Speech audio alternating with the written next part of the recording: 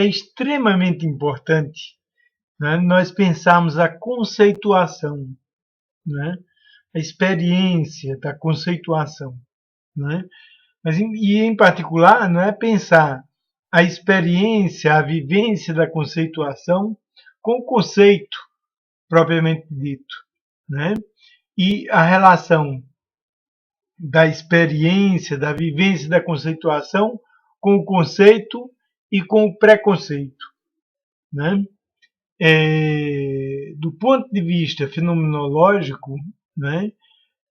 Do ponto de vista fenomenológico existencial, essas três relações são muito importantes, né? A relação da conceituação com o conceito, né? E a relação da conceituação com o conceito e com o preconceito, né? Isso porque a conceituação se dá especificamente como ação, né? A conceituação se dá especificamente como vivência fenomenológica existencial, né? E, enquanto vivência fenomenológica existencial, a conceituação especificamente é compreensão e implicação, né? A conceituação enquanto ação fenomenológica, enquanto ação, né, na vivência ontológica, ela se dá como vivência de uma multiplicidade de possibilidades, né?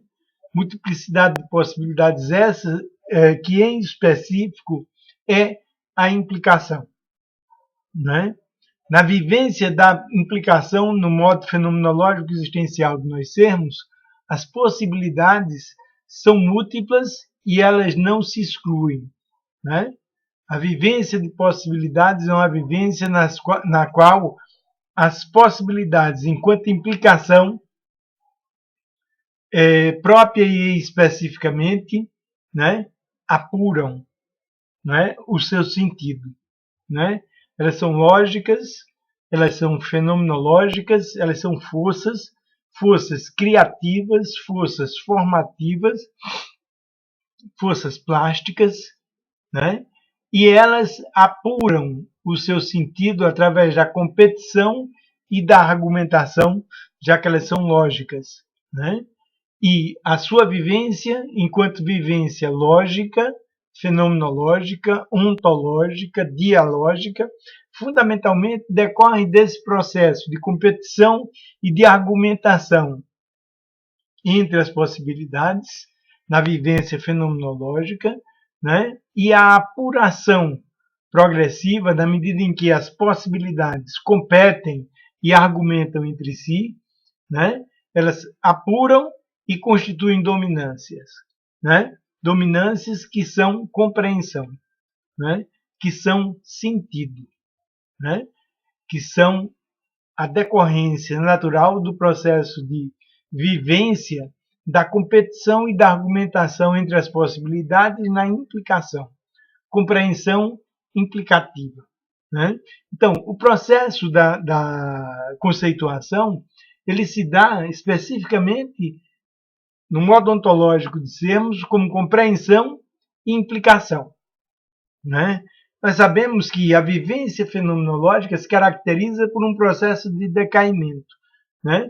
Em que as possibilidades constituindo-se como ação em seu desdobramento, constituindo-se enquanto sentido, né? Elas decaem progressivamente à medida que decaem as suas forças, né?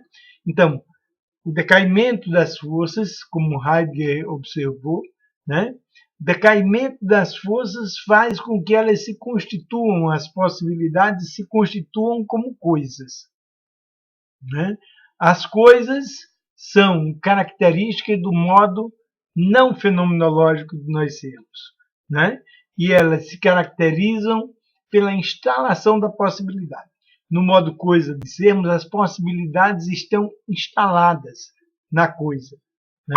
Na medida em que elas progressivamente, né, decaem, perdem força de possibilidade e se coisificam, né? Se coisificam, se instalam como coisas, né? E, na medida em que elas, decorrida, né, a ação fenomenológica, decorrida a vivência da compreensão e da implicação, né, e elas se constituem como coisas, né, nós já não estamos mais no modo de sermos da compreensão e da implicação, né? Em específico, quando a coisidade se constitui, né, quando a instalação coisificativa se constitui, nós estamos no modo ôntico de nós sermos, não mais no modo ontológico, né? Não mais no modo de sermos da compreensão e da implicação, que é o modo de sermos de vivência de sentido, né? Mas no modo ôntico de sermos, que não é mais o modo ontológico de nós sermos, quer dizer, não é mais o modo de sermos de vivência de sentido, de logos, ontologos, fenomenologos, diálogos, que são próprios do modo de sermos da compreensão e da implicação. Modo pré-reflexivo de nós sermos, né? Quando a coisidade se constitui, quando a instalação coisificativa se constitui, nós já estamos no modo reflexivo de sermos, né? No modo de sermos no qual existem sujeito e objetos, e o sujeito se flete sobre os objetos, né? De um modo tal que, no modo coisa de sermos, depois do decaimento, do desdobramento das possibilidades, né, se constitui a coisa-conceito, né? A conceituação não é coisa.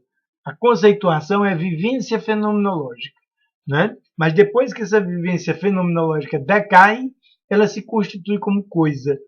E então se constitui como a coisa-conceito.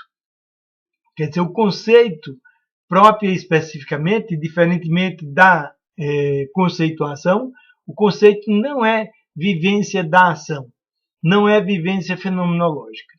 O conceito se dá no modo de sermos do acontecido, né? E o conceito se dá como coisa, no modo reflexivo de sermos, né?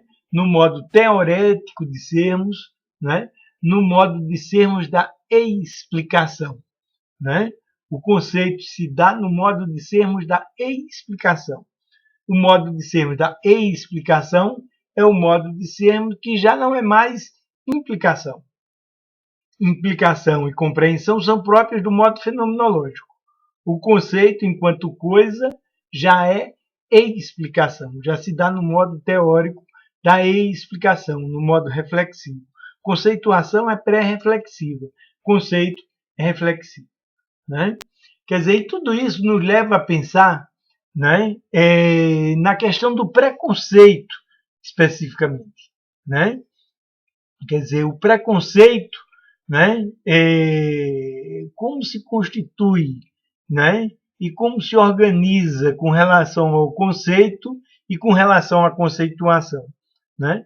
É muito importante nós entendermos, né, para tematizarmos o preconceito, né, que o preconceito se constitui como uma forma de evitação da conceituação, né, dentro de um contexto muito maior, né, de evitação do modo fenomenológico, existencial e dialógico, do modo compreensivo e implicativo, né, o preconceito se constitui especificamente como uma forma de evitação, tanto da conceituação como do conceito especificamente, né? Quer dizer, o preconceito, a gente poderia dizer assim, é uma forma de hiperrealidade, né? Quer dizer, o modo coisa de nós sermos é o modo de sermos da realidade, né? E quando nós evitamos o modo ontológico de sermos, quando nós não podemos cultivar a alternância entre o modo coisa e o modo não coisa de nós sermos, né? A alternância entre o modo fenomenológico e o modo não fenomenológico de sermos, nós permanecemos no modo coisa de nós sermos, predominantemente. E o modo coisa de nós sermos é o modo de sermos da realidade, né? Quanto mais nós permanecemos no modo coisa de nós sermos, no modo de sermos da realidade, mas a realidade se constitui como uma hiperrealidade, né? Na verdade, o conceito, né, é o modo coisa de nós sermos, né? Ele se dá como coisa, o conceito é coisa, o conceito não é conceituação, né? Mas o conceito é a mera explicação, é o mero elemento teórico, né, da coisificação, da conceituação. O preconceito não.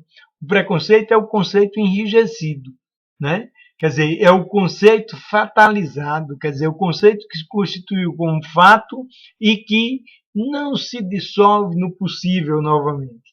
Não se oferece a compreensão e a implicação, não se oferece, não oferece o modo fenomenológico, né? E enquanto coisa, né? Instalação coisificativa, né? Conceito progressivamente, por não retornar ao fenomenológico existencial, né?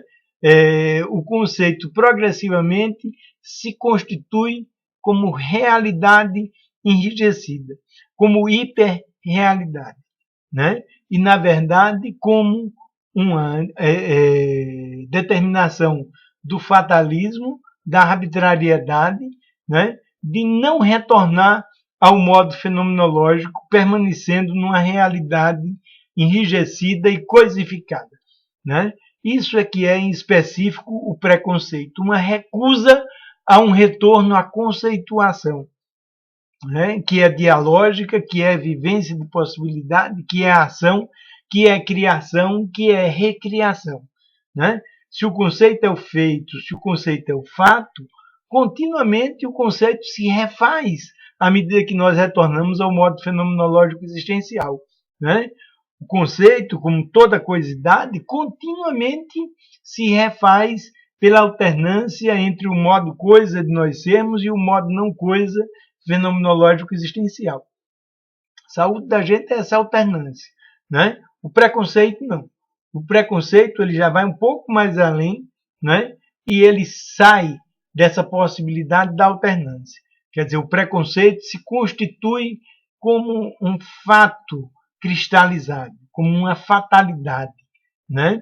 Ou seja, como um fato que não retorna ao fazer, né? O preconceito é um feito que não retorna ao fazer, né? Porque há uma recusa geral de retorno ao modo de sermos do fazer.